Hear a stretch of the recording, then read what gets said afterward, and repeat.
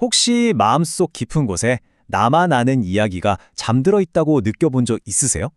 오늘은 바로 그 이야기를 통해서 진짜 나를 찾아가는 여정에 대해 한번 이야기 나눠보려고 해요. 정말 바쁘게 살다가 아니면 모든 게 다 괜찮아 보이는데도 문득 마음 한구석이 텅 빈 것 같을 때 다들 한 번쯤은 느껴보셨을 거예요. 이게 사실 우리 모두가 겪는 아주 자연스러운 감정이거든요. 근데 중요한 건 이 공허함이 뭔가 부족해서 생기는 게 아니라는 거예요. 오히려 나 지금 제대로 살고 있는 건가? 진짜 내가 원하는 건 뭐지? 이런 아주 중요한 질문들이 우리 마음의 문을 똑똑 두드리는 순간인 거죠. 그러니까 새로운 탐구의 출발점이라고 할 수 있어요. 자, 그럼 이 여정의 첫 번째 단계, 공허함에서 시작된 질문에 대해 한번 알아볼게요. 어떻게 텅 빈 마음이 오히려 길을 알려주는 나침반이 될 수 있었을까요? 구본순 작가의 경험을 통해 한번 들여다보죠.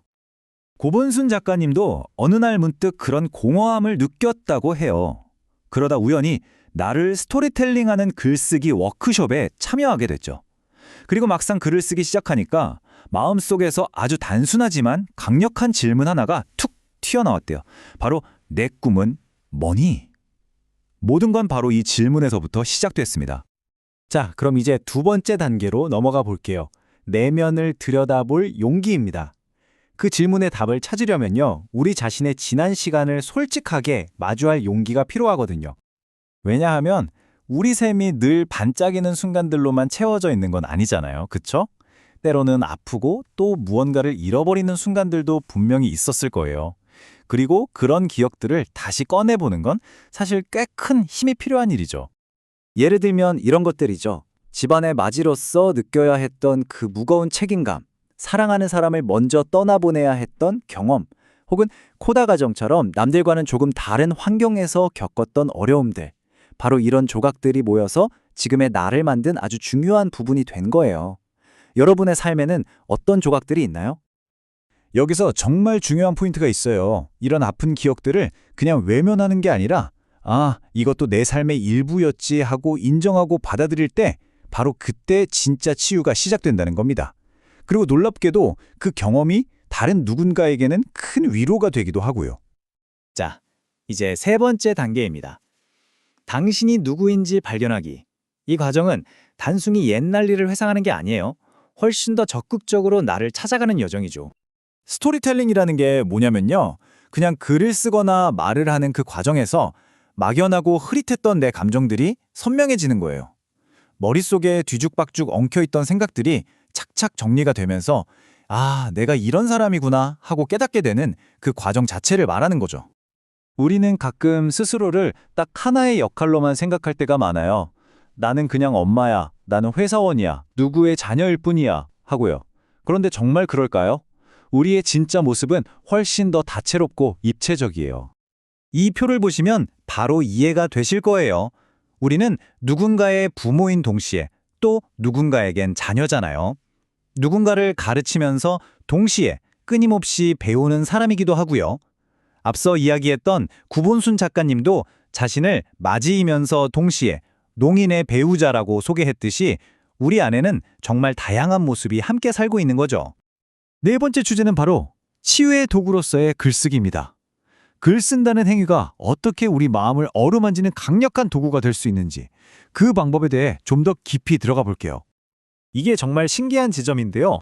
마음속 깊은 곳에 꽁꽁 묻어뒀던 이야기를 종이 위에 탁 펼쳐놓는 순간 마치 내 손에 들고 있는 물건처럼 그걸 객관적으로 볼 수 있게 돼요.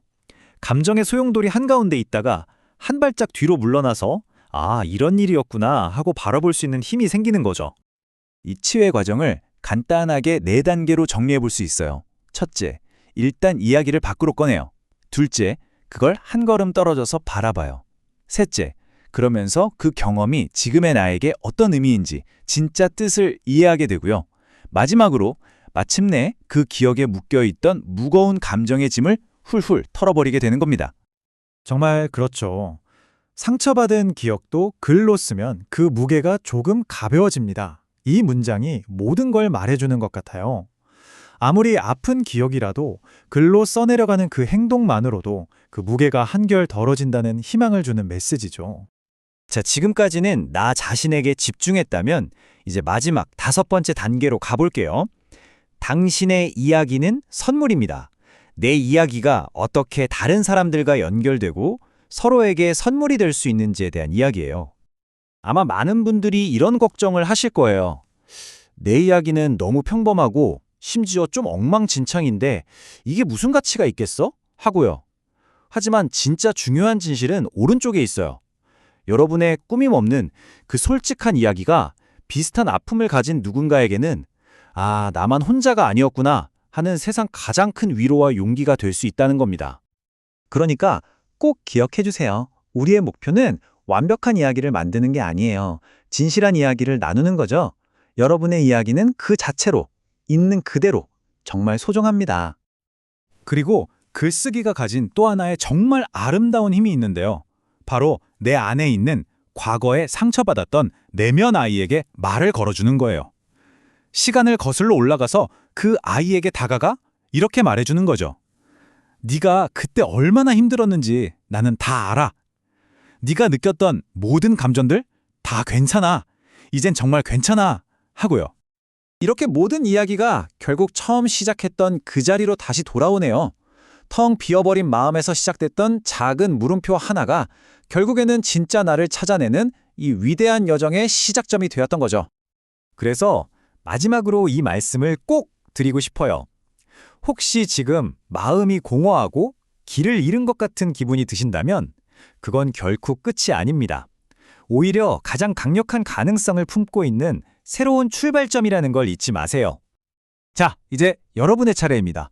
오늘 우리가 함께 나눈 이야기들이 여러분 각자의 마음속을 찬찬히 들여다보고 나만의 소중한 이야기를 꺼내볼 아주 작은 용기가 되었으면 좋겠습니다.